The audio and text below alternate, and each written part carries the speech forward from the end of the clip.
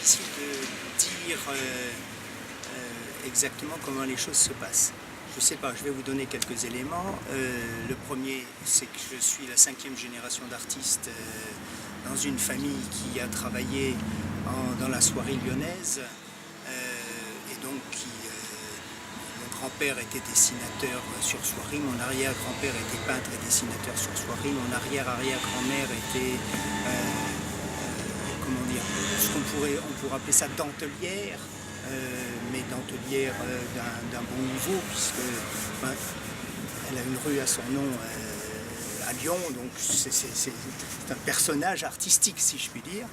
Et donc vous avez déjà, quand on dit quelle école tu as fait, je réponds mon grand-père. Parce que j'ai vu mon grand-père dans son bureau 4 fois dans ma vie pendant 10 minutes, par exemple.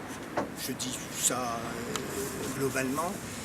Et il y a une présence de un atavisme, enfin un gène, ce que vous voudrez, mais qui est excessivement présent. Alors à côté de ça, j'ai fait des études, bon. Et puis progressivement, il fallait que je gagne ma vie, donc j'ai donné des cours. Et puis à l'université, j'ai distribué les polycopiés. Et puis j'ai donné quelques cours de travaux dirigés. Et puis j'ai passé une thèse, puis j'ai passé une deuxième thèse, puis j'ai passé une agrégation. On a une carrière très très très remplie. J'ai toujours travaillé 70 à 75 heures par semaine depuis. Quand je n'arrivais pas à regarder cet aspect, cette dimension subjective de la vie, je prenais une photo, j'essayais de mettre dans mes mémoires des situations, je gribouillais un petit dessin comme ça, voilà.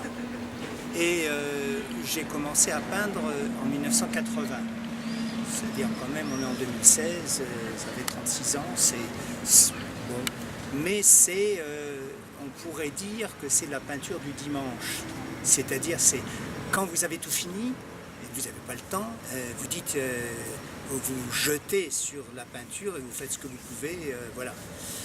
Mais je suis professionnel et depuis 14 ans maintenant. 15 ans. C'est-à-dire que je suis inscrit à la Maison des Artistes. Je n'arrive pas à être abstrait, c'est-à-dire je n'arrive pas à faire une couleur ou une forme pour la couleur ou pour la forme. La couleur, c'est la vie, c'est l'énergie ou le désespoir, mais c'est la même chose. Hein. La vie et la mort, c'est la vie. Donc la couleur, le mouvement et donc, quand vous êtes dans le mouvement de la couleur, vous vous heurtez à quelque chose. Vous vous heurtez à une route, vous vous heurtez à un arbre, vous vous heurtez à un fruit.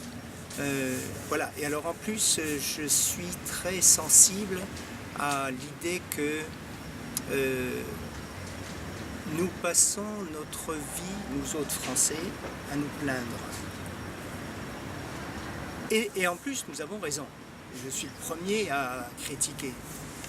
Mais en même temps, nous sommes un des pays les plus riches au monde, et en tous les cas, de très loin, parmi les 2 ou 3 ou 4 pays où la qualité de la vie est la plus belle. Je me suis attaché à trouver qu'une poire peut être extraordinaire, merveilleuse, vous transporter. Bon, la couleur de la poire, la forme de la poire, y compris le fait que la poire a une forme féminine que j'ai exploitée dans les tableaux que vous avez ici. Les arbres aussi. Et un arbre c'est l'énergie, c'est la vie, c'est voilà, un tournesol, bon, des choses aussi simples que ça. Je ne veux pas mourir avant d'en avoir profité. D'en avoir eu la jouissance esthétique et en même temps tout ce qu'il y a derrière. Je pense que chaque pays a non seulement des caractéristiques objectives.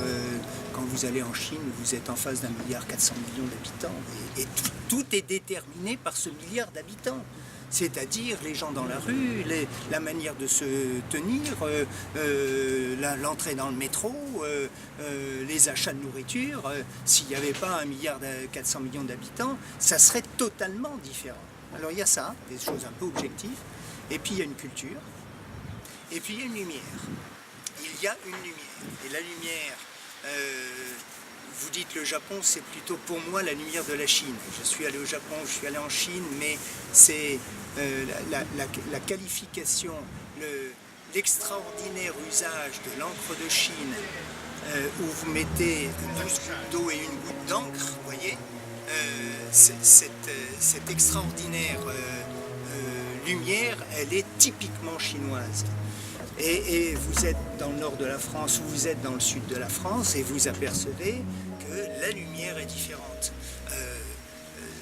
Tous nos grands artistes, la lumière de Van Gogh, quand il est à Arles ou quand il est dans le nord de la France, ou en Hollande, ça n'est pas la même. Si on parle de la lumière est très différente selon l'heure du jour, la saison, mais selon le lieu où vous êtes. Parce que vous avez des reflets de la terre, des reflets de la lumière parisienne. Il se trouve que je suis parisien, pas d'origine, mais j'ai point d'ancrage, et j'y en profite et je suis très content d'y être. La lumière parisienne est très particulière. Et quand vous voulez faire de la lumière parisienne, il ne faut pas simplement mettre du jaune, vous ne mettez pas de jaune, vous mettez du blanc, vous mettez de l'ocre, dans des gouttes infinies, mais vous ne faites pas un ciel bleu à Paris. Et pourtant, vous retrouvez l'espèce d'atmosphère que vous avez dans une ville comme ça. Voilà, j'expose très peu de temps, j'expose une soirée et peut-être garderont-ils les tableaux. Je viens avec 25 tableaux, une partie vient de Tours, une partie ne vient pas de Tours. J'ai exposé à Tours parce que j'étais invité par la ville de Tours à exposer au château et j'avais des salles immenses. J'ai eu 70 tableaux et j'ai eu un très grand nombre de visiteurs. Ça a été un grand bonheur. Pour un artiste, exposer a plusieurs significations. D'abord, la reconnaissance, c'est-à-dire que les gens regardent et le fait que les gens regardent vos tableaux, ça veut dire que le travail que vous avez fait, qui est toujours un travail difficile à analyser, ça, on ne parle pas d'un tableau. Vous aimez le tableau ou vous ne l'aimez pas. Donc ça se ressent d'abord. Et quand vous avez une exposition, vous avez des personnes qui ressentent. Et ça, c'est très important. De la même manière qu'en matière artistique, je ne fais pas que de la peinture. J'ai fait de la photographie et des expositions photo. J'ai fait de la sculpture et des expositions de sculpture. De la même manière, mon espoir, c'est de ne pas finir dans un musée. C'est-à-dire, mon espoir, c'est que ma peinture serve à vous, à des personnes, voilà. Et surtout aux personnes qui n'ont pas l'habitude, la culture, à qui on n'a pas appris d'aller, je dirais, au musée. Et donc, une de mes ambitions, c'est de mettre le musée dans la rue. Donc, d'une part, j'ai des amis qui font street art et que l'on fait travailler et peindre dans la rue. D'autre part, moi, de temps à autre, j'ai fait, il y a un ouvrage là que je vais vous offrir, dans lequel il y a quelques peintures de rue, des personnages, où en fait, je ne fais pas des tags, je fais des tableaux. C'est un tableau. Ce qui est ici est un tableau. Un tableau où il y a la nature d'un côté et où il y a les personnages de la rue. Donc il y a les personnages actifs, il y a les personnages passifs, il y a les personnages qui observent, il y a les personnages qui pensent. Voilà. Et donc j'ai essayé de marier la nature, l'homme et la nature, en reprenant, le travail n'est pas fini, hein. Donc en reprenant, il se trouve qu'on est sur un quai, donc on a des promeneurs. Alors les promeneurs, ceux qui font du jogging, ceux qui promènent leurs enfants, et puis il y a des penseurs ou il y a des personnes âgées qui sont sur leur banc et qui regardent la vie s'écouler, et puis il y a ceux qui travaillent. Et voilà, donc j'ai essayé de reproduire ça. Écoutez, je vous remercie beaucoup en tous les cas. Voilà. En espérant que vous allez bien vite finir cette superbe fresque. Eh bien, merci. Merci à vous.